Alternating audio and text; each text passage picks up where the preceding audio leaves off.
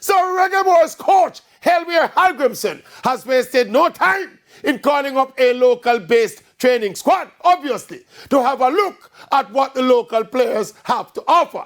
Coach Hallgrimsson is beginning to feel his way through the rugged terrain of Jamaica's football landscape, being now domiciled here and having the arduous task of synchronizing a cohesive unit with the key pieces scattered all over the world. And let us not get carried away though. Coach Hallgrimsson is here to get results and ultimately to get the Reggae Boyz to the World Cup.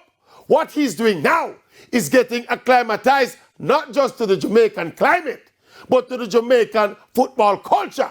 My personal hope is that Coach Hallgrimsson will identify one or two diamonds in the rough and bring them to the fore. I don't know how much part those rough diamonds will play in the immediate mission of getting to the World Cup.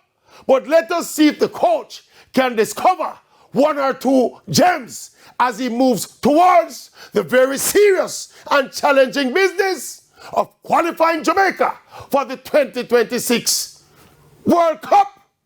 Straight up.